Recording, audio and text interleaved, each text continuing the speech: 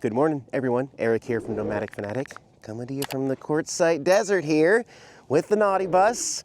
I am back to 100% to being motivated to do stuff on the bus. I'm ready to paint my bus. The school bus yellow is going away very, very soon, but I want to document the process along the way just to kind of share how I got to this point, what supplies and things I'm going to use, because there's a bunch of different things that have to happen to this bus as far as prep. And then today's video is meant to just kind of be a test run.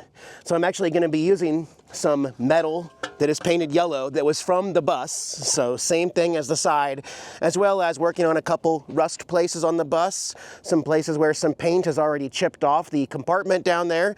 So this, before we throw everything at the bus, I'm going to do a test version of different things, simulating those experiences and making sure that the paint I use is going to go on well with the primer and the sanding and tearing off all the reflective strips and everything. So we're going to test this out before I start the big bus in this video. And then right after this video, if all goes well, I will go get the paint and I will come back, and it'll probably take a week from start to finish, a week to make one video turning this bus into a painted bus. Thanks for joining me, guys. I will be uploading this video with some connected internet, so check out the video description below for unlimited high-speed internet. Let me show you the tools that I'm going to be using.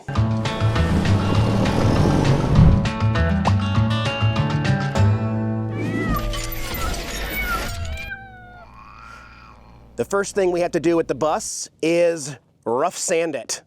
I'm going to be leaving all of the black ribs, the rub guards, I'm going to be leaving these stock black and taping around them. But all of this, you can see it right here.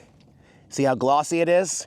This needs to be roughed up with sandpaper so that I can apply primer and paint to it in order to have a very good seat. We're not going to sand it down to bare metal like right here where paint is already coming off. This is a place that we're going to have to sand and make sure that the primer is going to adhere to it very well. But the bus does not have to be sanded to this. The bus just needs to be scuffed up with 80 grit so that it can be primed properly. So on the back bed of the truck, this is one of my favorite new tables, by the way. I just pull the truck wherever I want, and then I use it as a little table for doing everything. So, got some new toys. I got a Ryobi sander. I got a kit of 50 discs of sandpaper for that. I've also got a heat gun and a scraper so that I can get the reflective tape off. I also have some Wonder Wheels in case this idea doesn't work, but I think heating it up and scraping it off in one piece is going to be the best way to get the reflective tape off. Let's see, obviously I've got paint supplies. I've got some of these small bins. Diana has a 6-inch roller that will fit in here, so I bought some extra roller pads for hers, as well as I'm going with a 4-inch.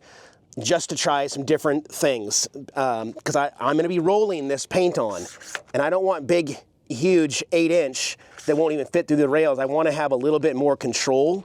So I'm going to mostly be using the 4-inch and Diana's 6-inch roller for putting the paint on, as well as, yes, there's going to be times where I need to brush some stuff in. I got my stir sticks. I don't even know if I'm going to use this, but for $3, this is meant to have a roller on top, and then you don't have to tape. I don't think I'm going to use it, but I wanted to try it somewhere. You put paint on the brush side, and then you just go like this, and the rollers make it so you don't have to use tape. I'm pretty sure that I'm going to be using tape, okay? That's why I spent $40. This is $40 worth of painter's tape. Okay, and again, part of the process with this is to make sure this works. So when we do our little sample right here, I'm going to tape something on here, and then it'll be primed, it'll be sanded, then it's going to be primed, then it's going to be painted, and then we're going to pull the tape back and see how it works. This is my test run. I've got acetone for after I clean the bus and after it's been thoroughly washed, making sure that all of the yellow particles of sand are off. I've got Rust-Oleum Rusty Metal Primer for anything that has bare metal on it is going to be spray painted with this stuff before primer. Is that about it for the supplies? I didn't talk about this. This is the sealer. I got 4 gallons. I got one more 2-gallon in the bus. 4 gallons of the Kills All-Purpose Interior Exterior Primer. However, well, a lot of people say, you know, it all boils down to the paint you use. I mean, ask Diana. She painted her whole shuttle bus over there with rattle can Rust-Oleum. And it looks fantastic. And I know a lot of people have done that.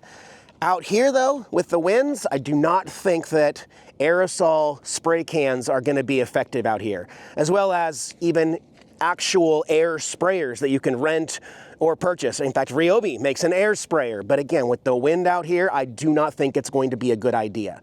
I have a lot of confidence in rolling on paint, and I have thought this through like crazy. So for my project, we are going to be using a product from Behr. Behr is sold at Home Depot.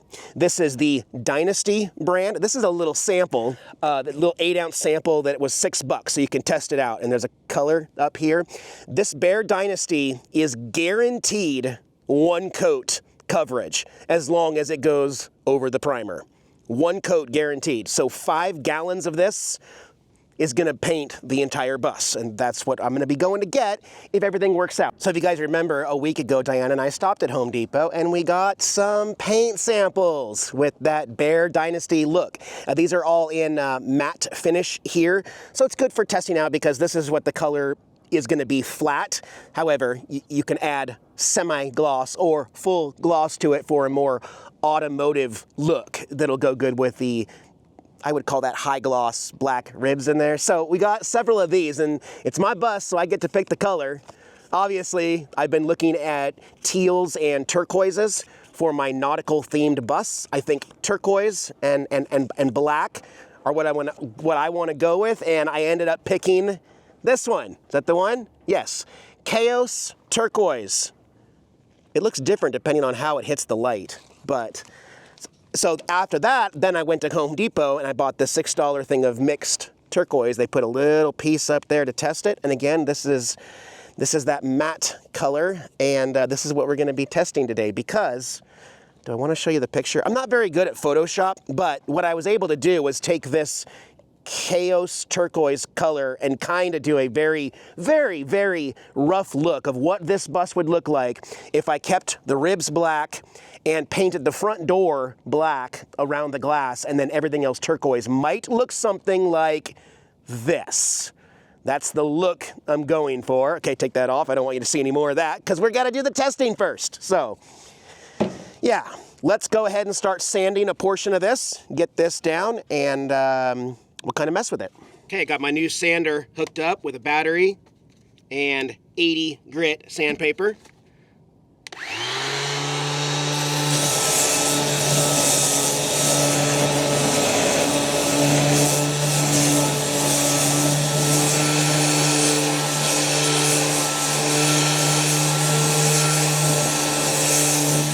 This is a really good test. So I scuffed up all of this so that it's no longer shiny, okay? That needs to be cleaned, but also I accidentally went down to bare metal on the corners, which is perfect because I want to test that out too.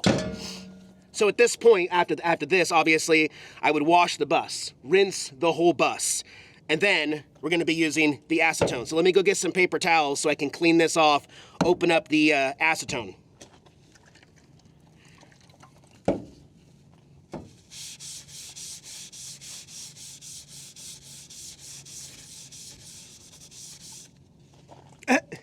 See?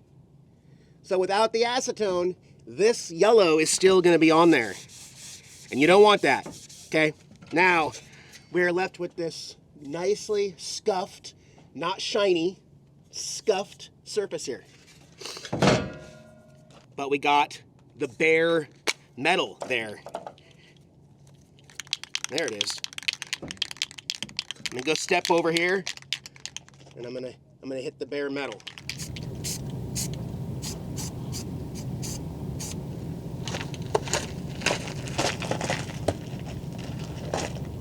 Actually, while that's drying over there, I had another idea, because we have this other piece of scrap metal that came off the back of the bus, inside the bus. So still the same metal. There isn't actually any gloss yellow on this piece, but I'm going to scuff this up to have a bigger portion so that I can roll on more of that paint than just this little sample. So while that's drying, I'll sand this and scuff this.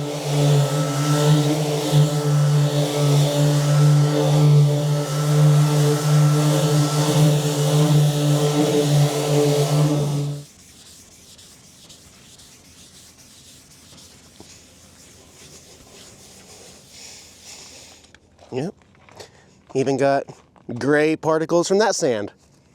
Now grab some of that blue tape and I'll just pretend like this is where my lines are, okay? Because I want to see how well these lines hold up.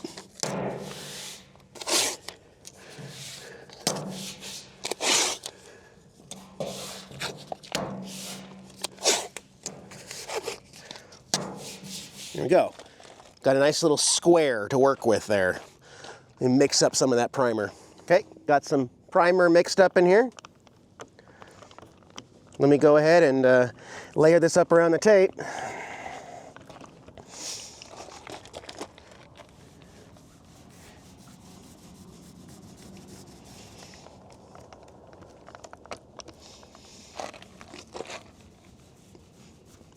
The metal is definitely eating this primer for lunch. This does not have to be perfect. It just has to be evenly distributed for a good surface. Just trying to make sure I get all the way to the paint lines. And we'll let that dry. Come back to that later. Let's go back to this other piece.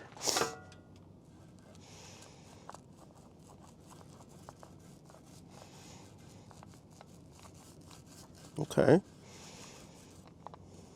I just feel like these smaller rollers somehow give you a little more control, you know, because you can really go around the edges too. I like that. Okay. Let's go ahead and let this primer dry for a couple hours and I'll get back to it. Swap this out for some paint on top and get back to you. While I was waiting for the primer to dry, I decided to read the side of the Kills primer here. There's application instructions directions on there, yeah. It needs to be applied between 50 degrees is the lowest and 90 degrees is the hottest. Today is 72, 74, somewhere in there. And there cannot be a chance of freezing within 24 hours of application. So all those conditions are fine. Also, this actually is a good thing and changes everything. This Kills primer is ready to paint over the primer in 1 hour. It's dry to the touch in a half an hour, and you can paint your Bear Dynasty color in 1 hour, which means, well, it still might be 6 days of prep, like 6 days of prep, and then just 1 day for both primer and paint, you know? Start getting this side, go all the way around. By the time you get done, it's time to paint with my turquoise teal. So let me mix this up, get a roller, and we'll apply some nautical colors. Ooh, bright.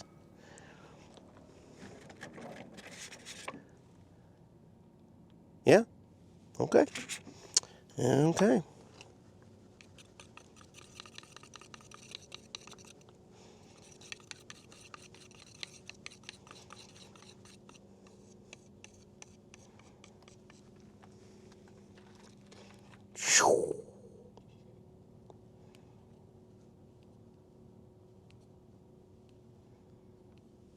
And then I can simply just take this can with the code on the top, take that back to Home Depot tomorrow to get my other paint.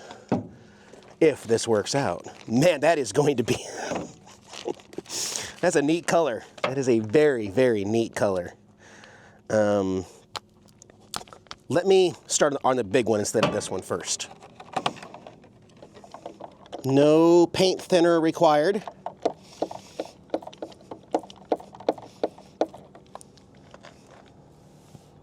Oh, wow. Wow. That is brilliant color.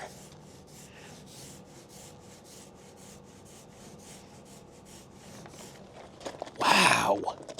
You know, I don't know. Do I need to do gloss? Do I have to do gloss just because it's automotive?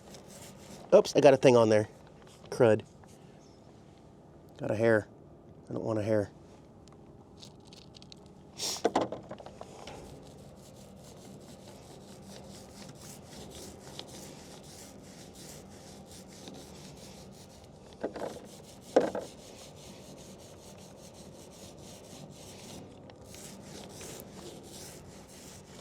Yeah, I got paint on all the lines.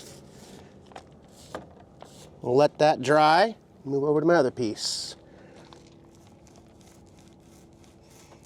Wow, I'm very impressed with the quality of this Bear paint. I'm not sure what the little things are that keep coming off. Is that part of the roller? I don't like that. I might need to get some different rollers tomorrow. There's another piece that just fell off. See, what's this? Where are these strings of stuff coming from? I don't know. That's strange, but let's let that dry. We'll wait 30 minutes. I'll wait 30 minutes like it says. It's dry in 30 minutes. We'll peel that tape and see how it came out. Okay, I'm watching paint dry, and so we're gonna see some reflections, and I just wanna show you this because if we stand right here, you can see how the edges are dry and the middle part's still glossy, shiny, almost like it looks uneven.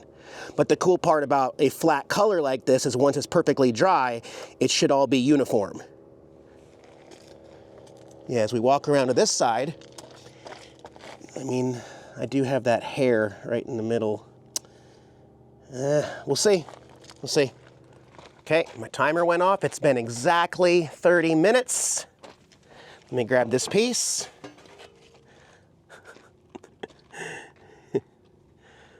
I like it. I like it a lot. I kind of hold it at different angles because we have that filtered sunshine in the background, but that's a good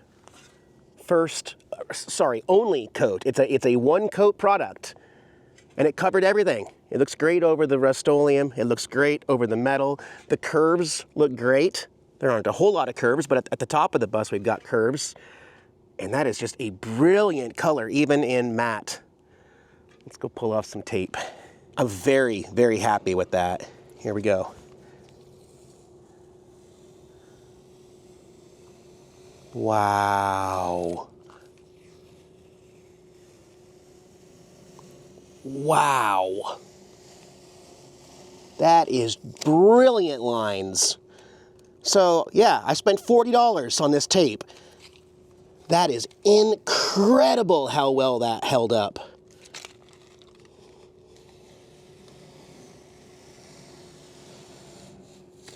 Now, part of my camera is actually shading part of the square and my head, so you can see what that turquoise looks like both in the sun and in the shade. But I'll stand back and just show you. It's beautiful. Gosh, what a nice color. One coat, you ain't kidding. One coat is going to work perfectly. Wow, can you imagine the whole bus, that turquoise? Everywhere where it's yellow will be turquoise like that. Wow, I'm very, very impressed with this paint. Just gonna have to get some different rollers. Yeah, I think if I invest in some better, maybe finer rollers and better quality at Home Depot, I'm gonna pay a little bit more to get a better finish on it, and I'm very, very pleased with how that came out. This was a really good little test run. I cannot wait for my bus to be this color, nautical turquoise. Yes, all right. So today, I'll keep working on cleaning up some stuff. Diana's got some projects going on of her own in her bus, and possibly a trip soon. As far as the painting and everything, again, if that's gonna take a full week, 7 days, I want it to all be one video. So I'm not gonna be updating you guys unless I throw some updates over on Patreon, maybe Instagram. We'll see. In the meantime, I will probably have 2 or 3 videos in between painting the bus. So yeah, this is gonna be exciting. All right, guys, be well. We will see you on the next one. This is the last time you will see this bus fully yellow in a video. Bye, guys.